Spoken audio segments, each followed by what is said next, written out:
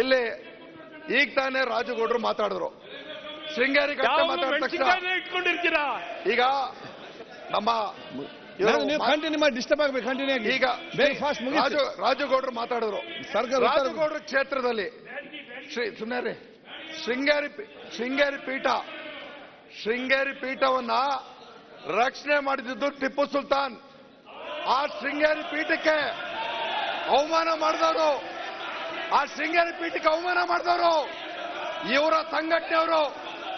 ಆ ಶೃಂಗೇರಿ ಪೀಠಕ್ಕೆ ಆ ಒಬ್ಬ ಬಜರಂಗ ದಳದ ಕಾರ್ಯಕರ್ತರ ಮುಖಾಂತರ ತಂದು ಅವನನ್ನ ಇವತ್ತು ಉಚ್ಚಾನ ಅಂತ ಹೆಸರಿಟ್ಟು ಅಲ್ಲಿಂದ ಈಚೆ ಕರ್ಕೊಂಡು ಬಂದ್ರು. ಈಗ ನಾನು ನಿಮ್ಗೊಂದು ಮಾತು ನಿವೇದನೆ ಮಾಡ್ತೀನಿ ಅಧ್ಯಕ್ಷೆ.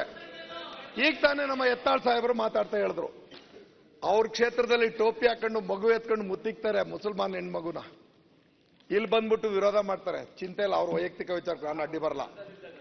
ನಾವು ದೇಶದ್ರೋಹಿಗಳನ್ನ ತಾಯಿಗಂಡ್ರು ಅಂತಾರೆ.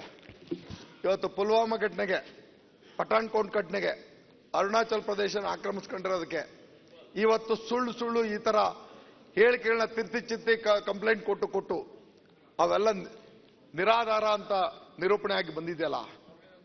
ಈ ವಿಚಾರದಲ್ಲಿ ಈ ದೇಶವನ್ನ ರಕ್ಷಣೆ ಮಾಡಬೇಕಾದ್ರೆ ಯಾರು ಅಧ್ಯಕ್ಷ? ಸುಳ್ಳರ ಕೈನಲ್ಲಿ ಆಡಳಿತ ಸಿಕ್ಕರೆ ಏನಾಗುತ್ತೆ ಅನ್ನೋದನ್ನ ಬಾಬಾ ಸಾಹೇಬ್ರು ಹೇಳಿದ್ರು ಅವತ್ತು. ನನ್ನ ಅತ್ಯುತ್ತಮವಾದಂತ ಸಂವಿಧಾನ ಯಾವಾಗ ಆಗುತ್ತೆ ಅಂತಂದ್ರೆ ಪರಿಣಾಮಕಾರಿಯಾಗಿ ಇದನ್ನ ಜಾರಿ ಕೊಡ್ತಕ್ಕಂಥ ನಾಯಕತ್ವ ಬಂದು ಆಡಳಿತವನ್ನು ನಡೆಸಿದ್ರೆ ಇದು ಅತ್ಯುತ್ತಮ ಸಂವಿಧಾನ ಆಗುತ್ತೆ. ಯಾರು ಇದನ್ನ ಅಯೋಗ್ಯರ ಕೈನಲ್ಲಿ ಈ ಸಂವಿಧಾನ ಸಿಕ್ಕಿದ್ರೆ ಇದು ಕೆಟ್ಟ ಸಂವಿಧಾನ ಆಗುತ್ತೆ ಅಂತ ಅವರೇ ಹೇಳಿದ್ರು. ನಾನೆಲ್ಲ ಹೇಳ್ತಾ ಇರ್ತಕ್ಕಂಥದ್ದು. ಇವತ್ತು ನಮ್ಮ ದೇಶದ ಪರಿಸ್ಥಿತಿ ಅದಾಗಿ ಕೂತಿದೆ ನೋಡಿ.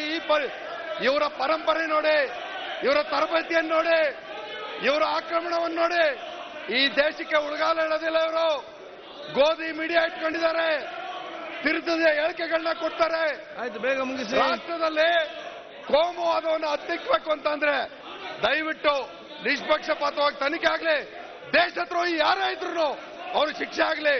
ನಾವು ಭಾರತ ಮಾತೆಯ ರಕ್ಷಕರು ಅನ್ನೋದನ್ನ ತಮ್ಮ ಮುಂದೆ ನಿವೇದನೆ ಮಾಡಿ, ಸುಳ್ಳೇನಾದ್ರು ಇದನ್ನ ಪ್ರಚೋದನೆ ಮಾಡಿ ಈ ಸದನವನ್ನು ತಪ್ಪು ದಾರಿಗೆಳೆದಿದ್ರೆ ಇವರು ತಕ್ಕ ಶಾಸ್ತಿಯನ್ನು ಮಾಡಿ ಅನ್ನುವಂತ ವಿನಂತಿಯನ್ನು ಮಾಡಿ ನನ್ನ ಮಾತಿಗೆ ನೀವು ಅವಕಾಶ ಕೊಟ್ಟದಕ್ಕೆ